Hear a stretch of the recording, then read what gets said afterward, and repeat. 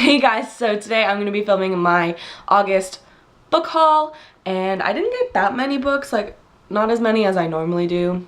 So yeah, let's just jump right into it. So one of the first book I have to show you is Nevernight by J. Kristoff. I have showed this book a few times on my channel so far. It's about this girl who I think she goes to like an assassin school. I've heard some really amazing things about this book and I'm super excited to read it. And also every book, I'm pretty sure, that was published, he autographed, which is pretty cool. So I'm really excited about this and I definitely plan on reading it soon. I think I'm going to read it in October because it's kind of spooky, so I'm excited about it. The next book I've heard a lot about, but I've never actually read, and I saw it at Target for like super cheap, and that is A Monster Calls by Patrick Ness. I heard this is like a book about a boy who's grieving the loss of his mother. I don't know if that's actually true, like I don't really know. But like this monster like shows up. I think that's what this book is about. If I'm wrong, definitely let me know. But it has some pictures in it and I think the art style is really cool. So I'm excited to read this. I think it would be a pretty quick read, but I know it's going to be difficult, so I'm kind of putting it off, but I am excited that I finally have this. The next book I have already read and I loved it, and that is It Ends With Us by Colleen Hoover. This book I definitely plan on doing a full non-spoiler review on, so give this video a thumbs up if you do want to see that. I'm definitely going to do it anyway, but you know, thumbs up are nice. But this book is I don't really want to say too much because a lot of people don't want to know about it, but it's about this girl Lily who moves to Boston to fulfill her dream of opening a flower shop, and then she meets a guy and things happen, and that's all I'm really going to say about it. But I did really like this book, and I read it as soon as I got it. I also tabbed it a little bit because there was a lot of good quotes in this book. So if you like Colleen Hoover, or even if you don't like Colleen Hoover, like you've read her books and didn't really like them, I definitely think everyone should read this book. So yeah. Next few books I got at the Barnes & Noble Red Dot sale, which is when there's like a section of the store and they put red stickers that are dots on the books. I don't even have one to show you.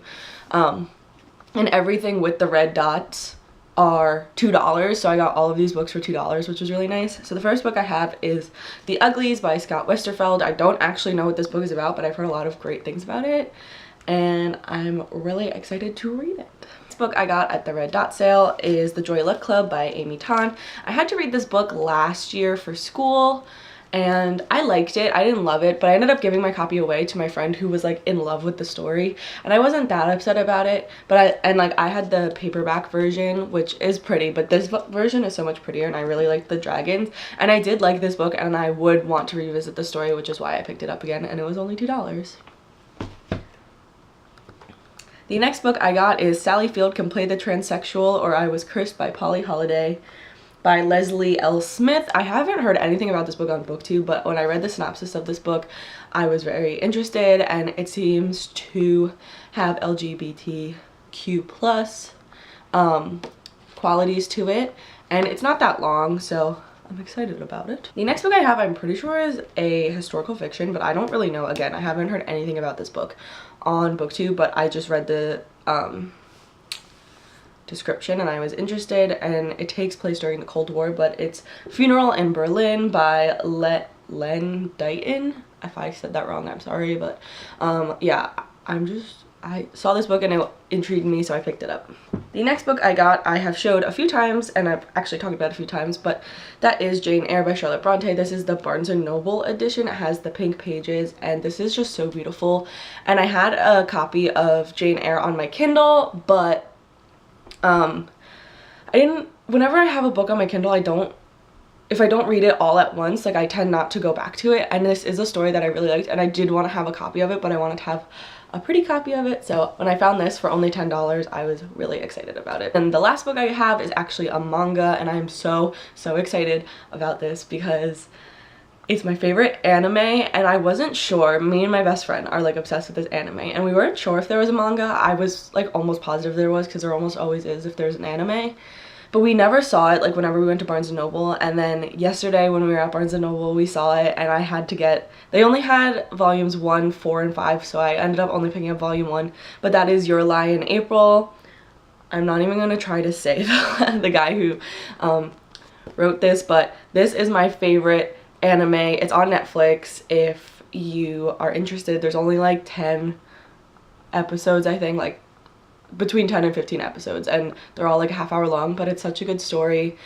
It's about this guy named Kusei, and he was like this prodigy of playing the piano, and his mom kind of just like forced him to do it, and he didn't really love it. And then he had this like moment on stage where he kind of like froze up, and he just stopped playing after that, after his mom died, and after that moment he just stopped playing the piano forever. He meets this girl named Kaori, and she is a violinist, and he sees her play, and she wants him to be her accompanist. So that's just kind of where the story takes off, and it's so much more than that, and it's so detailed and deep. And I recommend watching the anime because the art style is beautiful. Like, the art style is beautiful in the manga as well. I mean, it just looks like a typical manga, but like the anime is so beautiful, and I'm so excited to finally have this.